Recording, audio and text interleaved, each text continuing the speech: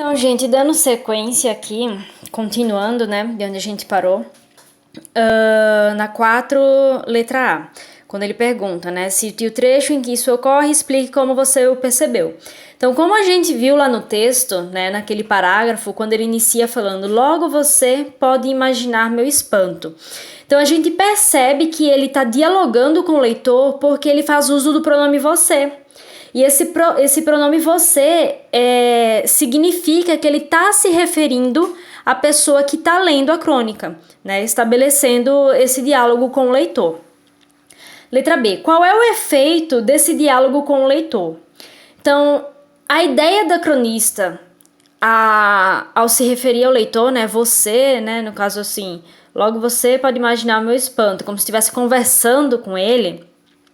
Ele está querendo aproximar esse leitor do assunto que está sendo discutido, trazer ele para o debate, vamos dizer assim, né? Trazer ele para pensar junto com a cronista e também levá-lo a refletir e convencê-lo das ideias que estão sendo expostas na crônica.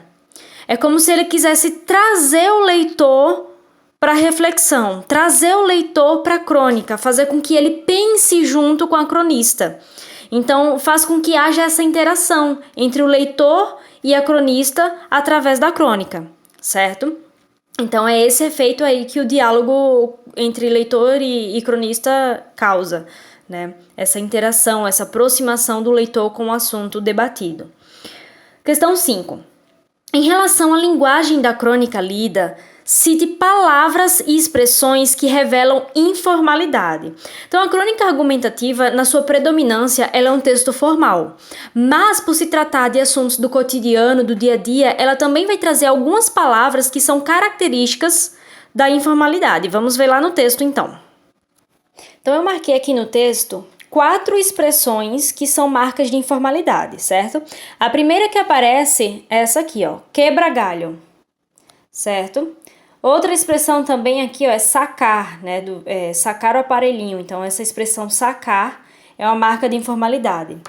E aqui na outra página, ó, engenhoca é uma palavra informal. E também aqui, ó, rola para valer. Essa expressão também é uma marca de informalidade que a gente encontra aqui na crônica lida. Então, na página seguinte, na página 118 e 119, nós tínhamos aqui uma outra crônica argumentativa, certo? Que tinha por título A Grande Guerra. Então, vocês deveriam ler essa crônica aqui também para responder as questões posteriores. Então, ali na página 120, a questão A, tá? Faz a seguinte pergunta. Qual é o ponto de vista defendido pelo cronista nesse texto? Então, nesse texto aqui, que a gente leu anteriormente, certo? O cronista, ele afirma, né, que os homens que declararam guerra às árvores injustamente, e esses homens que estão sofrendo as consequências desse ato, certo? Então, os próprios homens que declararam essa guerra estão sofrendo as consequências desse ato. Letra B. Transcreva a frase do texto que resume o ponto de vista do cronista quanto às consequências da guerra entre homens e árvores. Então, se a gente voltar lá no texto, vamos conseguir identificar a frase que resume o ponto de vista do cronista. Vamos dar uma olhadinha lá, então. Então, quando a gente volta aqui no texto, lá na última linha, no último parágrafo, quando diz aqui, ó, resultado final. As árvores perdem a guerra e os homens ganham o inferno. Então, é essa frase aqui. As árvores perdem a guerra e os homens ganham o inferno.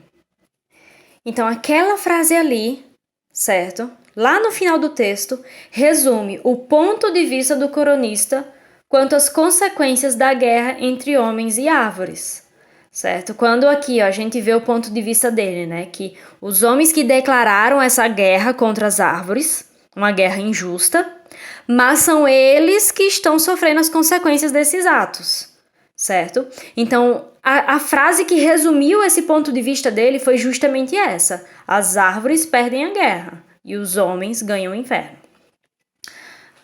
Letra C. Em qual parágrafo o cronista expõe os motivos alegados pelos homens para a guerra? Vamos dar uma olhada lá no texto, então.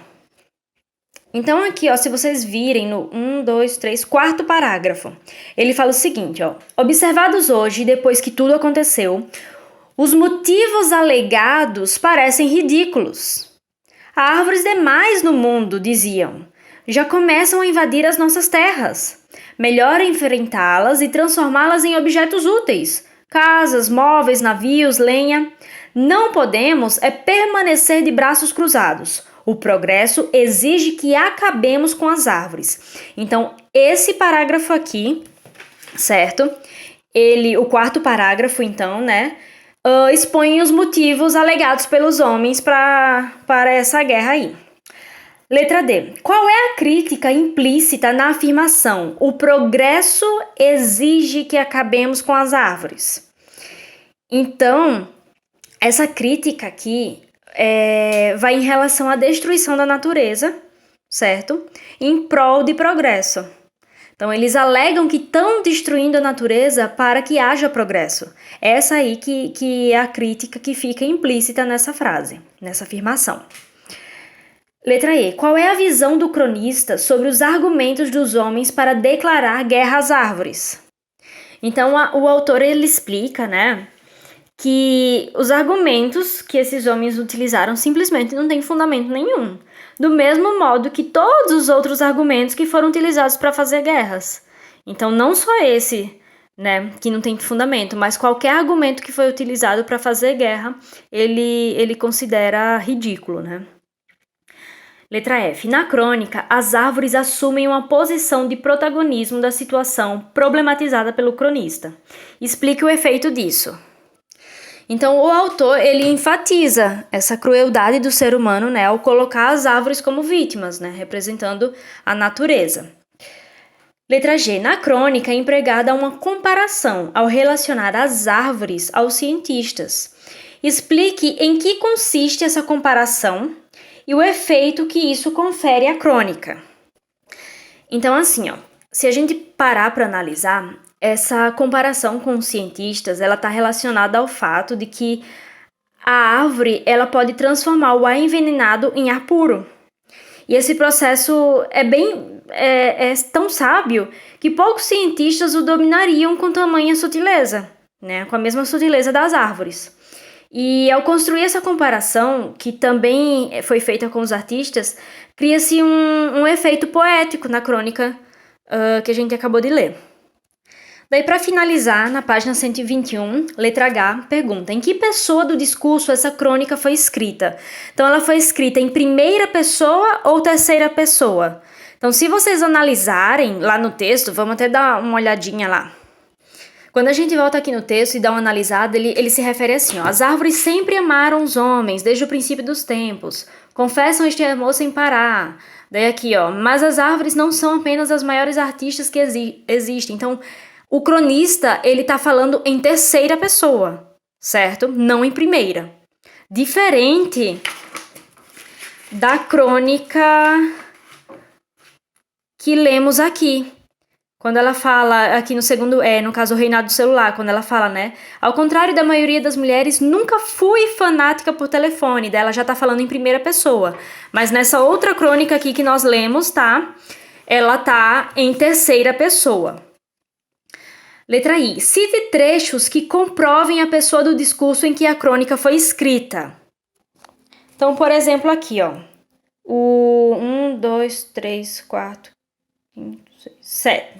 O 7º parágrafo, certo? O 7º parágrafo fala bem assim, ó: e a guerra começou.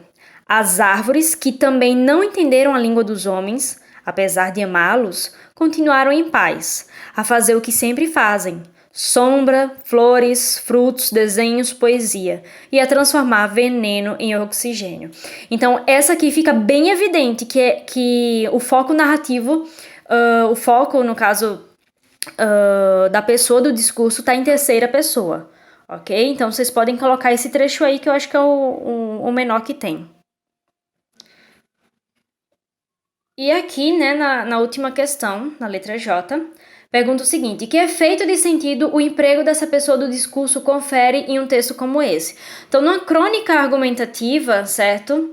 Quando ela é narrada em terceira pessoa, confere exatamente a subjetividade na forma como os argumentos e as situações são apresentadas na crônica, certo? Então, quando está em terceira pessoa, tem essa característica aí. Beleza? Então, só para dar uma reforçada aqui nesse balãozinho, eu falo o seguinte: as crônicas argumentativas apresentam a opinião do autor em relação a um fato cotidiano, levando o leitor a refletir sobre um assunto socialmente relevante. Elas podem ser encontradas em livros, blogs, sites da internet, revistas e jornais. A linguagem empregada pode apresentar marcas de oralidade ou de informalidade, que foi o que a gente analisou anteriormente, né? Então, por apresentar uma opinião, uma crítica, predominantemente vai ser um texto de registro formal, mas também vamos encontrar marcas de oralidade e informalidade também. Outra coisa, como ela expõe a opinião do autor em relação ao fato do cotidiano, geralmente ela vai estar em primeira pessoa e vai ter mais objetividade na forma como os argumentos são apresentados. Nessa última aqui que a gente leu, por ela estar em terceira pessoa, ela já conferiu um pouco mais de subjetividade, certo? Então, os argumentos e as situações apresentadas tiveram mais um olhar subjetivo, justamente por estar em terceira pessoa, beleza? Então, esse esqueminha aqui também auxilia vocês a compreender um pouco melhor sobre a crônica argumentativa, certo? Objetivo, público-alvo, as características. Então, deem uma olhada aí, uma conferida para vocês compreenderem um pouco melhor. Beleza, pessoal? Então, é isso aí por hoje. Bons estudos e um abraço para vocês. Tchau, tchau!